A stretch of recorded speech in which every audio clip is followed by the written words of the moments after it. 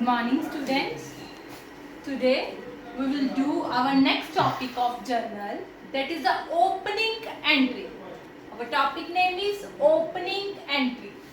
बेटा अभी तक जब हमने जर्नल किया उसमें क्या होता था, फर्स्ट एंट्री में हमें लिखा होता बिजनेस स्टार्टेड विद कैश, कि एक पर्सन है उसने बिजनेस स्टार्ट किया है, अभी नया बिजनेस है उसका, ठीक है।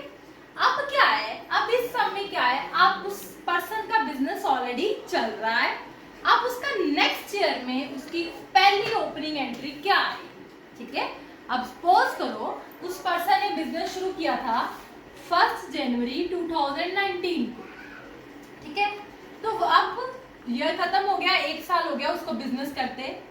1 जनवरी 2020 में उसकी ओपनिंग एंट्री क्या आएगी, स्टार्टिंग एंट्री, ठीक है। अब स्टार्टिंग में उसके पास यहाँ तो होते हैं बेटा एसेट्स, यहाँ होती है उसकी लायबिलिटीज, और हमें निकालना क्या है, फाइंड आउट क्या करना है, कैपिटल। क्या फाइंड आउट करना है हमने, कैपिटल। आपने काउंटिंग क्वेश्चन करी है ना, assets is equal to liabilities plus capital. अगर हमें एसेट्स और लायबिलिटीज गिवन है तो हम कैपिटल निकाल लेंगे, ठीक है। अब हमने इक्वेशन में नहीं, एंट्री में ये कैपिटल को फाइंड आउट करना है। वो कैसे करते हैं, एक होती है बेटा हमारी एसेट्स, एक होती है हमारी लायबिलिटीज। एसेट्स हमेशा हमारी डेबिट होती है और लायबिलिटीज हमेशा हमारी क्रेडिट होती है। एसेट्स क्या होती हैं, डेबिट, लायबिलिटीज क्या होती हैं, क्रेडिट। एसेट्स को डेबिट करके लायबिलिटीज को हमने क्या कर देना है, क्रेडिट। सो हमेशा हमारा डेबिट और क्रेडिट हर एंट्री का क्या होना चाहिए, सेम। बट इस एंट्री में हमारा डेबिट और क्रेडिट सेम नहीं होगा। अगर हमारा डेबिट क्या है, ज्यादा है, क्रेडिट कम है, तो जो डिफरेंस होएगा वो आएगा credit side, that is the capital. अगर हमारा डेबिट ज्यादा है, क्रेडिट कम है, तो डिफरेंस किस साइड आएगा, क्रेडिट साइड। क्या आएगा डिफरेंस, कैपिटल। अगर हमारा क्रेडिट ज्यादा है, डेबिट कम है, तो डिफरेंस हमारा किस साइड आएगा, डेबिट साइड। उसको हम बोलेंगे गुडविल। क्लियर है, ये पॉइंट याद रखना। अगर क्रेडिट ज्यादा है, डेबिट कम है, तो गुडविल, क्रेडिट कम है तो कैपिटल। 90% आपका यही आएगा, कैपिटल। क्लियर। मैं आपको एक एग्जांपल देती हूँ, उससे आपको क्लियर करवाती हूँ, ठीक है। देखो ध्यान से, कैश इन हैंड आपको ये पता करना है सबसे पहले कि हमारी एसेट्स है कि लायबिलिटीज है, ठीक है। पहले मैं आपको एक पॉइंट बता देती हूँ, एक होता है बेटा लोन और एक होता है ओइंग। लोन होता है आपने किसी से उधार लिए, ओ मतलब आपने किसी से गिरवी रखा है, ओ, ठीक है। लोन फ्रॉम मतलब आपने किसी से उधार लिया तो आपकी लायबिलिटी। लोन टू आपने किसी को उधार दिया, आपकी एसेट्स है, ओके। ओइंग रिवर्स होता है, ओइंग टू आपने किसी से गिरवी रखा तो आपकी लायबिलिटी। ओइंग फ्रॉम आपकी एसेट्स, ये रिवर्स होता है। जो लोन फ्रॉम होता है liability, owing to liability, loan to assets, owing from asset, okay. ये याद रखना, ये कंसेप्ट मेरा। अब हमें एग्जांपल दिए, मैंने एग्जांपल में सबसे पहले ये पता करना है कि मेरी एसेट्स कौन सी हैं और लायबिलिटीज कौन सी हैं।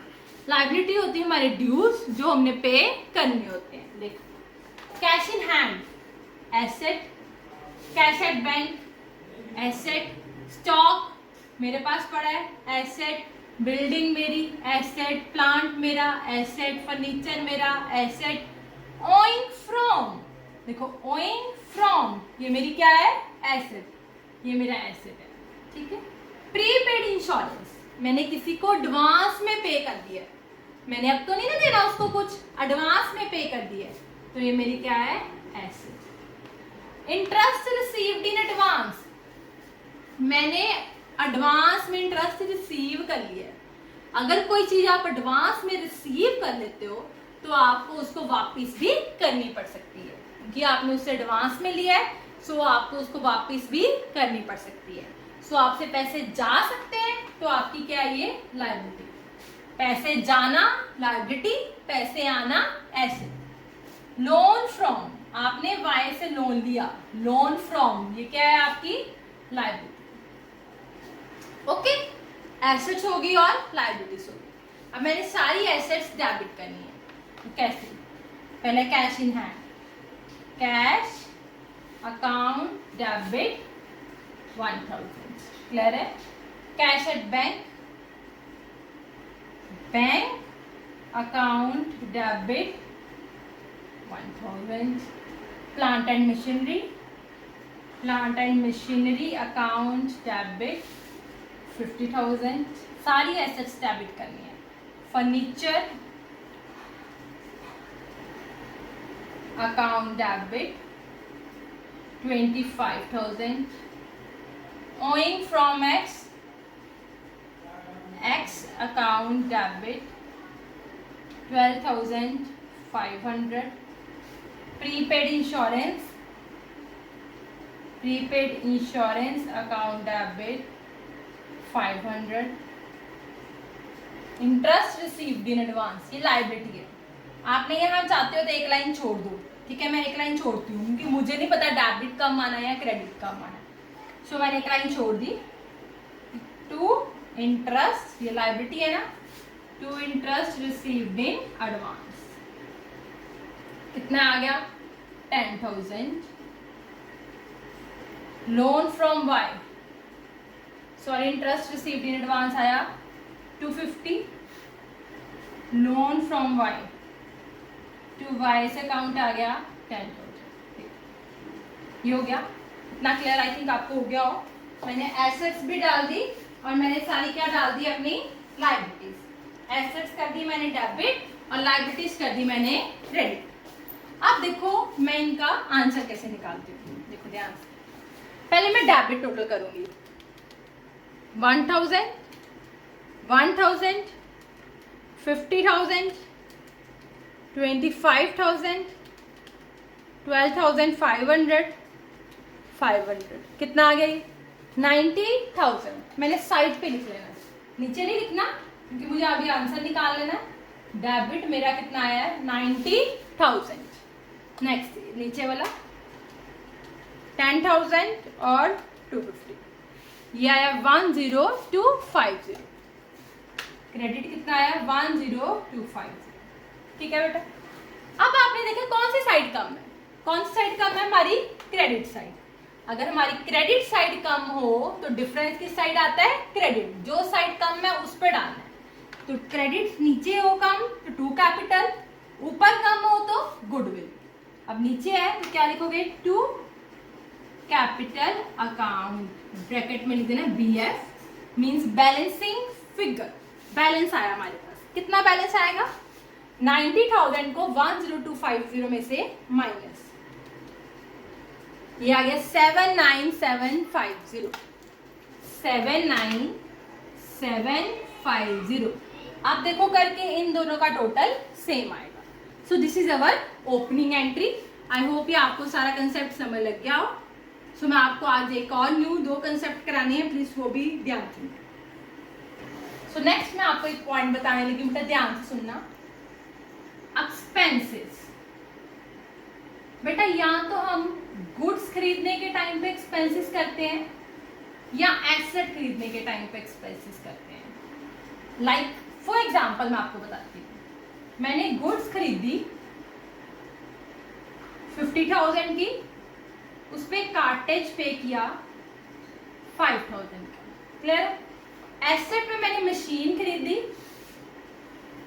50,000 की, उसके ऊपर इंस्टॉलेशन चार्जेस पे किए 5,000 के, ठीक है। एक मैंने गुड्स खरीदी उस पे भी खर्चा किया, एसेट खरीदी उस पे भी खर्चा किया। अब दोनों में क्या फर्क है, अगर हम कोई गुड्स खरीदने के टाइम पे खर्चा करते हैं तो इसको हम अलग से शो करते हैं, एसेट खरीदने के टाइम पे कोई खर्चा करते हैं तो उसको एसेट में ही प्लस करते हैं। देखो गुड्स खरीदने के टाइम पे कोई खर्चा किया तो एंट्री आ जानी है मेरी गुड्स के लिए परचेजेस, अकाउंट डेबिट, कार्टेज भी पे किया इसलिए मैंने कंपाउंड एंट्री कर दी, cartage account debit to cash account. क्या एंट्री आई? Purchases account debit, cartage account debit to cash account. Goods खरीदी मैंने 50,000 की, 5,000 कार्टेज, टोटल पैसा कितना दिया? 55,000। गुड्स खरीदने के टाइम पे कोई खर्चा किया तो उसको अलग से शो किया। अगर कोई एसेट खरीदने के टाइम पे खर्चा किया तो it will be plus in the asset, इसको अलग से शो नहीं करेंगे। तो हमारी एंट्री क्या बन जाएगी? Machine account debit to cash account, और अमाउंट इसमें प्लस करके आएगा 50,000 प्लस 5,000, दैट इज 55,000। क्लियर है बेटा? इसको नोट कर लेना अपनी नोटबुक पे, ध्यान से करना। सो आज मैं आपके एक सम करवाती हूँ, उसको ध्यान से सुनो।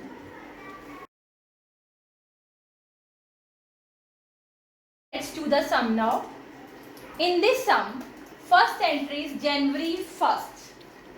January 1st. In this transaction, आपको assets given है cash, cash at bank, stock, M&M company. ये assets के अंदर given है, so इसलिए सब assets है, और liability भी है M&M company और M&M Sons. अगर आपको ये दिया हुआ है assets और liability दी है, it means आपको कौन सी entry given है? Opening entry. कौन सी एंट्री गिवन है? Opening entry. सो इसमें हम क्या करेंगे? सारी एसेट्स को डेबिट और लाइबिलिटीज को क्रेडिट। इधर देखो कैसे करना है। जनवरी 1 एसेट्स देखो कौन सी है? पहले कैश, कैश अकाउंट डेबिट कितना आ गया? 630। Cash at bank, bank account debit 23100। Next क्या है? Stock account debit, M&M company account debit. Stock कितना है? 26,400, और M&M कंपनी कितना है? 6750। अब मुझे नहीं पता कौन सी साइड कम है, सो मैं एक लाइन छोड़ देती हूँ, ठीक है। लाइबिलिटी सीखो क्या है? 2 M&M कंपनी अकाउंट और 2 रामैन सन्स अकाउंट। M&M कंपनी कितना है? 3880, रामैन सन्स कितना है? 3000। ठीक है बेटा, मैं टोटल कर लेती हूँ। वैसे मुझे देख के ही पता चल रहा है कि मेरी 2 वाली साइड कम है। 2 साइड कम है तो मैंने 2 साइड पे बैलेंस निकालना है। क्या? 2 कैपिटल अकाउंट ब्रैकेट में बैलेंसिंग फिगर। तो मैं निकाल लेती हूँ। कैसे निकालूंगी मैंने आपको बताया था। प्लस करती हूँ डेबिट साइड 630 प्लस 23100, 26400, 6750, 56880। मैंने ये साइड पे लिख लेना कि मेरी डेबिट साइड आई है 56880। क्रेडिट साइड देखो 3880 प्लस 3000, 6880। अब आपको दिख रहा है डिफरेंस निकालोगे।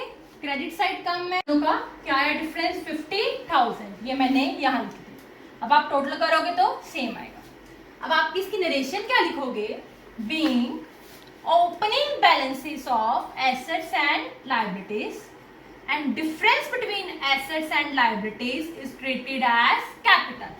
अगर गुडविल आए तो difference between asset and liability is treated as goodwill. Okay, next entry January 2।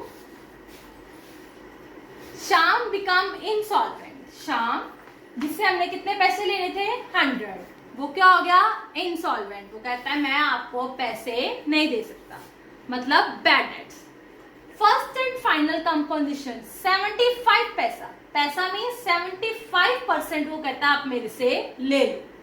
उसने 75% मुझे दे दिए और 25% उसने मुझे नहीं दिए। सो मेरी एंट्री क्या आएगी? कितने पैसे मेरे पास आए हैं? Cash account debit. कितने मेरे पास नहीं आए? Means bad debts. Account debit आए किससे? लेने किससे थे? To शाम्स account. क्लियर है? कितने लेने थे शाम से? 100। शाम में मैंने लिख दिया 100। कितने दिए उसने? 75 पैसा। मीन्स 75%। मीन्स 75 उसने दिए हैं और 25 क्या हो गए? Bad debts. क्लियर है? Next entry received cash for a bad debt write off last year. पिछले साल कोई बैड डेट हुए थे, इस साल नहीं, पिछले साल कोई बैड डेट्स हुए थे जो इस साल जिसके मुझे पैसे मिल गए हैं। बेटा पिछले साल मेरे को उम्मीद थी कि मेरे को पैसे मिलने ही नहीं है, डूब गए हैं, तो मैंने क्या किया, अपनी बुक से उसका नाम काट दिया। अब उसने मुझे पैसे दे दिए हैं, तो मुझे ये क्या हो गया, प्रॉफिट।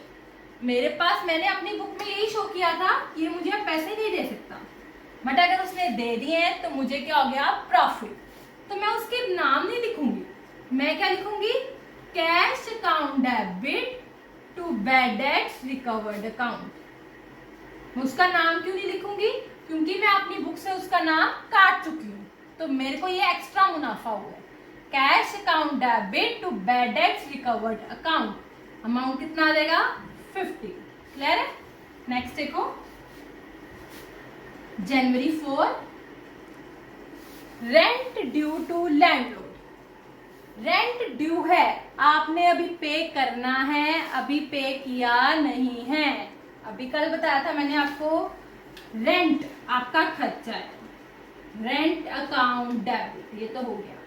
अगर आप पे कर देते तो यहाँ आना था टू कैश अकाउंट, अभी आपने पे नहीं किया तो यहाँ क्या आना है, टू रेंट आउटस्टैंडिंग अकाउंट। क्या आना है, टू रेंट आउटस्टैंडिंग अकाउंट, कितना आना है, 80। Next January 7, depreciation on furniture. Depreciation is expense, non cash, लगता किसके ऊपर है, ये एसेट के ऊपर। डेप्रिसिएशन बेटा हमेशा हमारी डेबिट होती है, याद रखना। Depreciation account debit to furniture account. क्या होता है depreciation, reduction in the value of fixed assets due to wear and tear. जैसे जैसे आप उस एसेट को यूज करते जाते हो उसकी वैल्यू कम होती जाती है, ठीक है। Next January 8, purchased machine 50,000 and paid 5,000 for installation charges। आपने 50,000 की मशीन खरीदी है। अभी मैंने आपको ये पॉइंट कराया है, अगर आप एसेट खरीदने के टाइम पे कोई खर्चा करते हो तो it is a part of the asset, इसको अलग से शो नहीं करना। हमारी एंट्री क्या देगी, machinery account debit to cash account. Amount कितना आएगा, दोनों को प्लस करके 55,000। क्लियर है। Next last entry January 10, received a VPP. VPP क्या होता है हमारा, बेटा हमें वाया पार्सल जो हमें आता है, हम जैसे हम ऑनलाइन ऑर्डर करते हैं तो हमें ऑर्डर आता है, हमें वो क्या आता है, पार्सल आता है हमें, ठीक है, तो उसको हम क्या बोलते हैं, वीपीपी। अब मुझे वो पार्सल मैंने रिसीव किया, पार्सल मैं तभी रिसीव करूंगी जब मैंने उसको गुड्स का ऑर्डर किया होगा, जब मैं गुड्स को खरीदा होगा। खरीदने के लिए गुड्स का ऑर्डर करूंगी तभी पार्सल आएगा। इट मीन्स जब आपने पार्सल रिसीव किया तो इट का मीन्स क्या है, आपने गुड्स को खरीदा। कितने की गुड्स खरीदी आपने, 680 की, ठीक है, और 45 आपने कार्टेज के भी पे किए, गुड्स खरीदी और एक्सपेंसेस भी पे किए। अगर गुड्स खरीदने के टाइम पे कोई खर्चा होता है तो इसको आप अलग से शो करते हो। हम एंट्री क्या करेंगे, परचेजेस, गुड्स खरीदी, account debit, cartage, account debit to cash account. कितने की गुड्स खरीदी आपने, 680 की, कार्टेज कितना पे किया, 45, तो गुड्स कितने की पड़ गई आपको, 725। ओके, आई होप आपको आज का लेक्चर समझ आ गया हो। Still if you have any query then you can ask. Thank you.